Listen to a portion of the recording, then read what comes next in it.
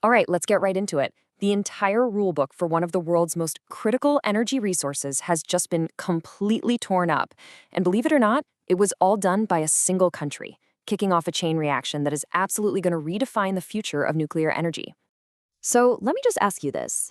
What if one nation had so much power over a key resource that it could, all by itself, decide to make clean energy more expensive for the entire planet? Well, that's not some hypothetical question. It is happening right now. And this is what makes it all possible. 40%. That's how much of the world's uranium comes from Kazakhstan. They're not just a player, they are the undisputed anchor of the global market. And they've just decided to change the entire game. So here's the deal. Starting in 2026, Kazakhstan is rolling out a brand new tax reform. Now, I know what you're thinking, taxes, right? How exciting can that be?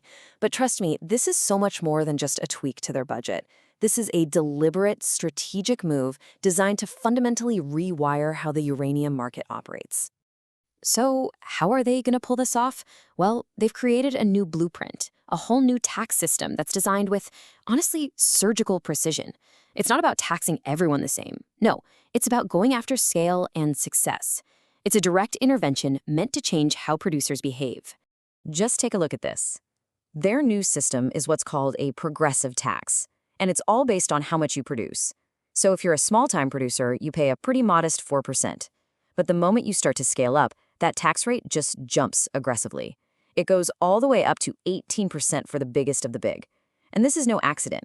It's a calculated move to hit the largest players, like their own state-owned giant, Kazatomprom, and its joint ventures. But wait, there's more. That's only part one of this pincer move. Part two is a surcharge that's linked to the price. When the uranium market is hot and prices shoot past $70 a pound, boom, an extra tax kicks in. And if prices go absolutely nuclear and hit $110, that tax gets even bigger. This whole thing is designed to capture what the government is calling excess profits during those big commodity booms. So, let's boil it all down. The message they're sending to the industry could not be clearer. Being big, which for decades was your single greatest advantage, is now your biggest liability. The entire traditional mining playbook of get bigger to lower your costs has just been flipped completely upside down. And this brings us to the really big question. Why? Why are they doing this? I mean, this isn't just about grabbing more cash for the government. It's a really sophisticated strategy, and it has two very distinct, very powerful motives behind it. You can think of this policy as a two-pronged attack. On one side, you have asset protection. Kazakhstan knows its uranium isn't going to last forever, so by making massive production more expensive, they're slowing down how fast it gets used up. They're saving it for the future. That's the defensive play. But then there's the offense, sovereign rent capture. They see the high prices, they see a world desperate for clean energy, and they are cashing in on that scarcity right now, capturing insane profits while their leverage over the market is at its absolute peak. And this quote just nails it. You can't just call it a cash grab, because that totally misses the long-term strategic goal of preserving the asset. And you can't just call it asset protection, because that ignores the huge financial incentive they have right now. The real power of this policy, what makes it so genius for Kazakhstan and frankly so dangerous for everyone else, is that it's both of those things at the exact same time. Okay, but the story doesn't end in Kazakhstan, not by a long shot.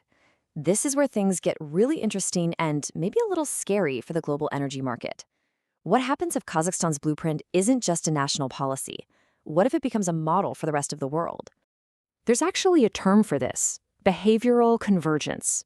It's what happens when a bunch of different players, in this case countries, all start acting the same way. Not because they got in a room and made a secret deal, not like a cartel, but simply because they all face the same pressures and see a strategy that just plain works. So who else might be taking notes here? Well, you've got to look at other major uranium producers like Namibia, Niger, and Tanzania. They all check the same boxes as Kazakhstan. They have finite resources, they rely on foreign companies to dig it up, and they're feeling more and more political pressure at home to get a bigger piece of the pie from their own national wealth. Kazakhstan just showed them a fair and progressive way to do it. And if that happens, if this idea starts to spread, then what we're really watching is the OPECization of uranium.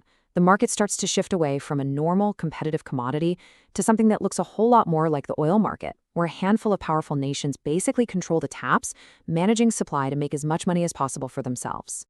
So what's the verdict? What's the big takeaway from all this? The most important thing to get your head around is that this is not some temporary price spike or a short-term policy change. We are literally witnessing the dawn of a new and permanent era for uranium. This is the regime change in a nutshell.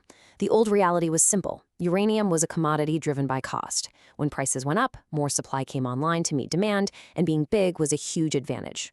In the new reality, uranium is a resource controlled by governments. Now, high prices lead to higher taxes, which actually restricts supply. And, like we've been saying, scale has become a liability. So here's the bottom line.